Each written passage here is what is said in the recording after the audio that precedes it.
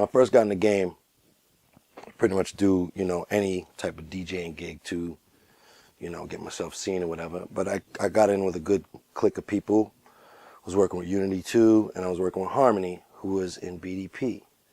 And this sort of made me a BDP sort of crew, kind of. And so it worked out. I did a lot of shows with her, did a lot of studio work with her. And so one day she calls me and she's like, for me, I was still in the hood, broke. So, I was working, but all that money was going to the rent, So I would literally have to bring my turntables on the subway I used to have like a laundry cart, and I would, wrap them in plastic, and I would bring the mixer and 2 turntables and a stack of records on a train. So it was a big deal. I needed to know what I was getting myself into to come DJ. So Harmony calls me, yo, we got a gig uptown. I'm like, okay, what is it? And she's like, I think it's a small little voters, like they were trying to get young people to vote. So it's a rally for, I said, oh, okay, cool. Do I need to bring my equipment? Because that's always a big thing. She says, yeah, but we're going to have a car service picking us up, and they're going to drive us there and drive us back. So just be ready to go at this time. Okay, boom, boom, boom, boom, boom. So we make it work. I headed uptown. I'm starting to see, as we get to 125th Street, I'm starting to see streets blocked off with police barricades. You know what I mean? I'm hearing music pretty loud. So I'm like, yo, is this going to be a big event? And she's like, I don't think so, because just some voters rally or something. Yo, we got there, and we're talking about 125 is literally blocked off in front of the State Building, blocked off for about 3 blocks. And all the surrounding streets, too. And it had to be, I don't know how many people were there, but if you've ever been to Harlem, the whole 125 was full of people, and mostly young people, because this was it turned out to be rappers for voters registration. And apparently they had an amazing turnout. But for me, as this was my first gig in New York, that was really like, oh shit, like the world is here, in my opinion, like the whole hip hop world is here. We walked backstage, every rapper from New York that you heard of was there at that time. We're talking about 1990. It's my first, I'm in. That was the summer of 1990. I think it was towards the end of the summer, maybe August. So I get backstage. I'm talking about whoever was big was there. Public Enemy, Rakim was there, EPMD. It was just ridiculous. I actually have some really cool footage, not that I shot, but from that day. That's amazing. So I'm like, whoa, wow. This is like, I'm really in, because no one's like, yo, who are you? Nah, I'm good. I'm BDP. So we get ready to go on stage. And this is an era where the technology hadn't so much caught up with what DJs were doing and what DJing was. So they had a thing called a DAT tape. I actually have one of those right here. This is a DAT tape.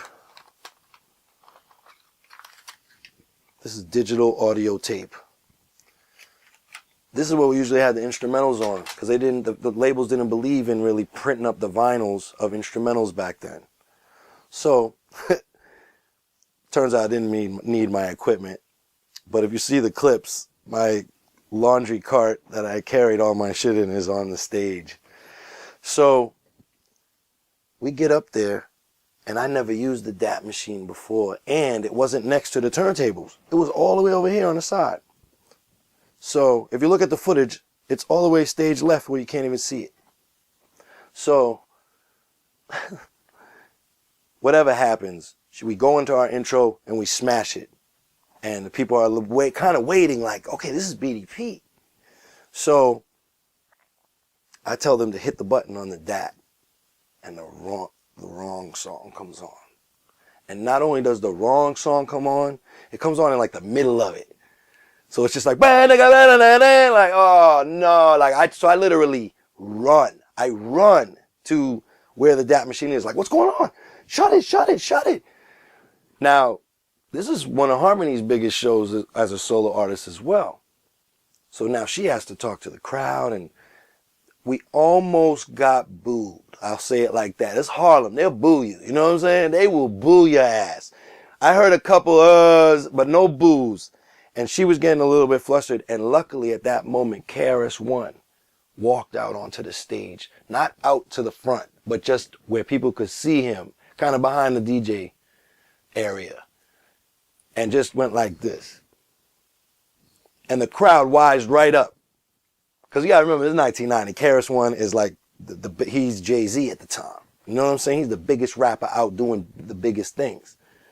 So for him to come out, that's the media cosign, shut up. The teacher might start talking. You better shut up. So we can't work out the dat thing. I'm like, oh, this is the nightmare. I'm like ready to cry almost.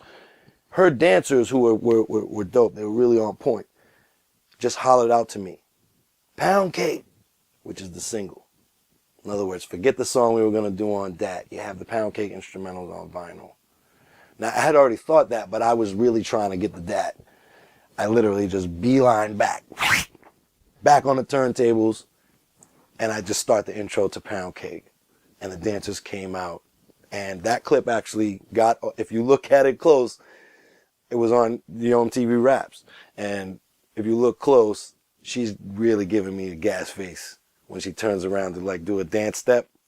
Because she looked right at me when she did the dance step. You can't see it because the camera's over there. She looked right at me like, you suck. But it wasn't my fault.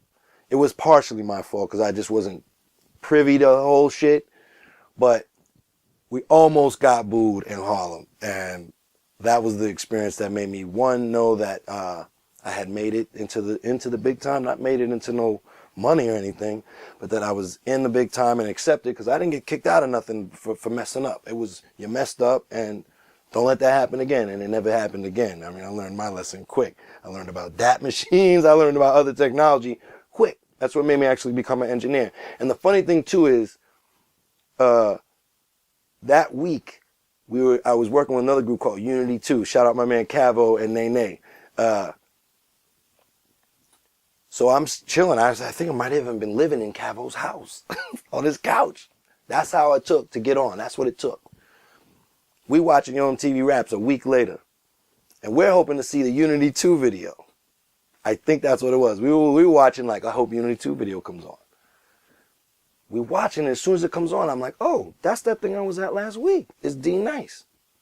That's the first thing. And then I'm thinking like, wow, I recorded an interview. I wasn't talking, but I wonder if that's going to be on here. The whole show goes, and it's everybody I saw. It's all, I was watching Fab Five Freddy run around doing these interviews. You know what I mean? Now, a week later, I'm watching it on TV. Of course, the finale of it all was BDP. And it's an interview with krs-one.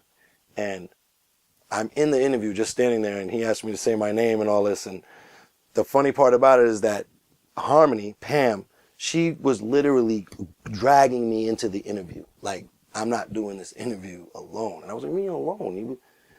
You with them. And she was like, the reason why I never heard of Harmony probably, I don't know after, but I think it's because she just really wasn't, the music business wasn't for, a lot of people it's like that. They get in, it's not for you.